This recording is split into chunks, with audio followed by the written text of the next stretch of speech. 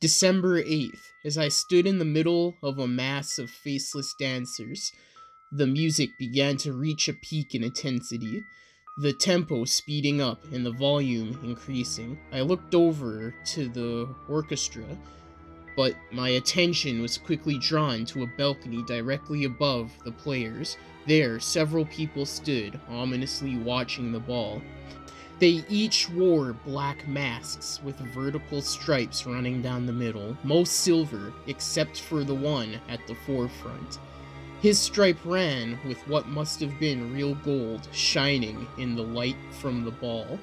This man looked directly at me. When I noticed his stare, he held up a finger, a gesture ever so slight, but one that silenced the room. First, the orchestra ceased their music, then, like a wave, the dancing stopped. Slowly, every dancer turned to face me, and for a moment, everything was still. I shifted my weight from foot to foot, uncomfortable with the tension in the room, and just when it was about to reach a breaking point, the man with the gold mask spoke. "Mr. Johnson, you have proved to be quite the problem." The voice was sharp, cruel, and stone cold, and something in it sounded familiar, though I couldn't put my finger on what. "You've stumbled onto our little operation, and worse, you've bested our tactics. What is there to do with a man like you? Let me and Susan go," I demanded. "I can make this mansion a living hell for you. Let us out now, and we'll leave you alone." "My dear Mr. Johnson, I'm afraid you misunderstand our situation," he replied with a cold, lifeless laugh. "You're in our mansion, surrounded by miles of snow, with no hope of anyone finding you. Locked in here with us. There's no cavalry coming tonight, I'm afraid." "That's where you're wrong, asshole," I said. "You're locked in here with me." There was another humorless laugh, and then he slowly reached up, grabbing a hold of his mask. "Mr. Johnson, just what do you intend to do?" he asked, removing the covering to reveal what was probably an expected face, Matoshi Seguara. He smiled and said, "You're outnumbered, and in our building, it's hopeless. You're no John McClane, I'm afraid." He almost lazily pointed a finger, and the row of masked people closest to me took a step forward. I shrugged, readying myself for a fight, and said, "Yippee-ki-yay, mother." But before I could finish, I was thrown to my knees, pain racking my body. I couldn't think for a moment. It was so intense, but when the initial shock passed, I realized it was electricity. It felt just like the taser I'd gotten shot by back in the academy. When the pain cleared and I came to my senses, I saw the crowd of partygoers had closed in on me, and Seguara was looking down on me with a look with faint hints of victory behind the frosty expression I guessed was his true personality. "Mr. Johnson, did you really think the Rohypnol was the only thing in your food? Take him away," he ordered, an air of carelessness about the demand, and turned back to the others. They cleared a path for him, and he exited the balcony. Two of the bigger members of the crowd reached down and grabbed me under my armpits, and I was too weak from the shock to struggle. I tried to focus on the twists and turns they made as they dragged me through the carpeted halls, but I quickly lost track. My head was still swimming, and I decided to turn my attention inwards to try and guess what they could have done to me. It was definitely an electric shock of some kind, and it must have been internal. I would have noticed if it was caused by an external force, and besides, Seguara's comment about the food all but confirmed it. The heart medication, I thought to myself, must have been an antidote. He knew I would have been more likely to eat a family-styled meal. Slipping some sort of shock device in and determining which one had entered my system must have been easy. He's a smart prick, that's for sure. When we finally stopped, it was in front of a simple door with a tiny window in the middle of it. The interior was dark, so I wasn't able to make out much, but one of the masked people stepped ahead and opened it. The other carried me in. Inside was a large, round room made of stone, at least 100 feet in diameter. There was no light source in the room. The glow from the hallway lights spilling in behind us to illuminate a rectangle of stone floor. From that, I could see an unnerving sight. There were dungeon-styled chains every 10 or so feet on the wall, and several of them were occupied by what had to have been prisoners. They weren't honorable guests, that's for sure. The chains allowed for about 5 feet of leeway, so they had some maneuverability, but they couldn't really interact physically with other prisoners. As my captors walked me across the room, I saw the chains were attached to a loop on the wall. Then they stretched up, following the curve of the roof, and then connecting to a massive stone pillar in the center of the room. You couldn't break the chains without breaking that behemoth first.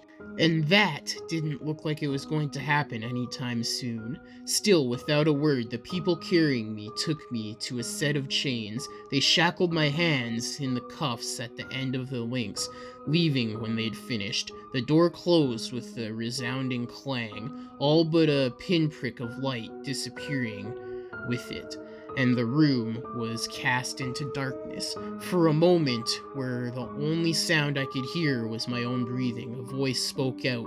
"Who's the new guy?" it asked. "Me," I replied. "Who are you, and what is this place? Who died and made you king of the assholes?" Another voice chimed in. "Shut up," the first voice replied. "It's Sam Jones. My charming acquaintance over there is Corey Jefferson. This is a prison for the bright of man. At least that's what they call themselves. They're a torture cult. You know, for the incredibly wealthy but sick-minded." "What do you mean?" I asked. "He means they're going off to torture," Corey told me. Then added, "Bunch of nut jobs." I was initially repulsed by the idea. Then I was hit by the realization that I was now their prisoner. "Wait, does that mean—" "Yeah," Sam said. "At least that's what the people who've been here a while tell us. They're relatively new, just got captured earlier this week." "You got captured. What happened?" "Well, Corey got into a bit of a spat with a man at the Salty Dog and won. But it turns out he has higher connections than us. A few days later, some of the cult muscle broke into our house, and, well, now we're here." "Salty Dog down in Fallou Hall?" I clarified. There was a pause. "Fallou Hall," Sam replied. "No, this was in Reno." "Why would I be talking about Fallou Hall? Holy shit," I breathed. "What?" "We're in the Green Mountains," I informed him, "in Vermont." "You're kidding," Corey said. "How the hell we'd get from Nevada to New England?" "They must have drugged us and shipped us out," Sam filled in. "Who knows how long we've been missing." "You know what this means?" I asked. "They're not just a local operation. They got to have a web that stretches out at least across the country. 3,000 miles isn't an easy distance to ship two unwilling people across." "How do you know where we are?" Sam's voice suddenly held a hint of suspicion. "Weren't you drugged and kidnapped too?" "No, I was on a retreat when a blizzard hit, stumbled across this place and asked to stay the night. Segawara drugged us during dinner," I explained, and grunted as I finished the project I'd been working on behind my back during our conversation. With a click, the hairpin I always kept in my back pocket disengaged the ancient lock on the chains, and they clanged to the ground by my feet.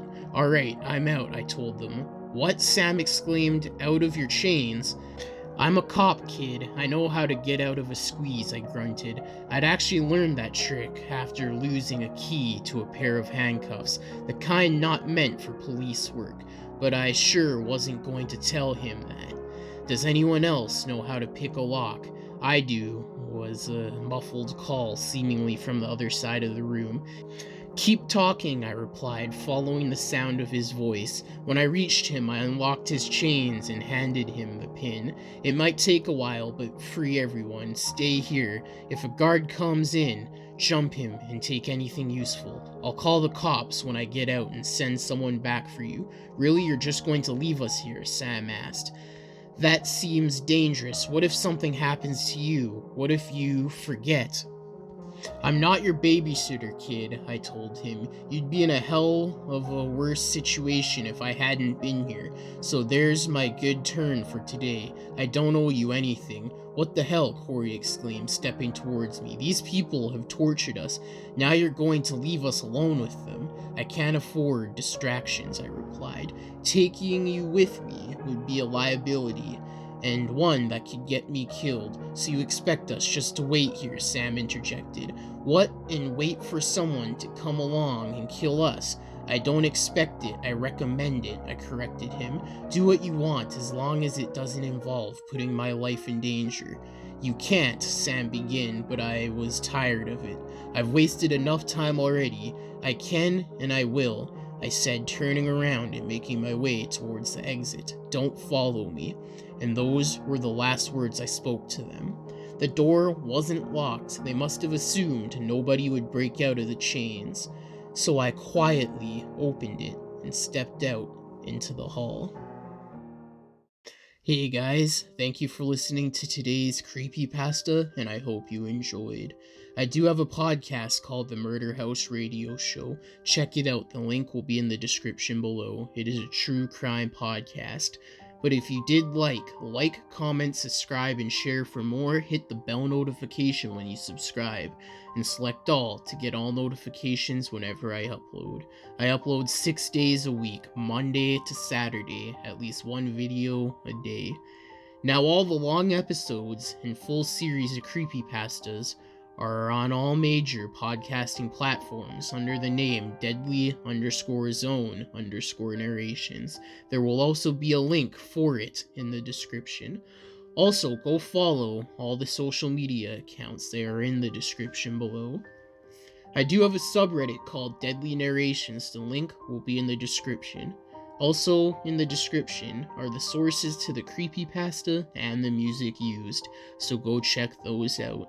Let me know what creepypasta you'd like to hear next, or if you have your own you would like me to narrate, or if you have a creepypasta series you would like to hear. Send them to me on any of the social medias in the DMs, or to my email address, which is also in the description. Or leave them in the comments below. Also in the description below is the author's social medias if they have any listed. But that's it for today's creepypasta. I hope you enjoyed. Until next time in the Deadly Zone, stay deadly and stay spooky.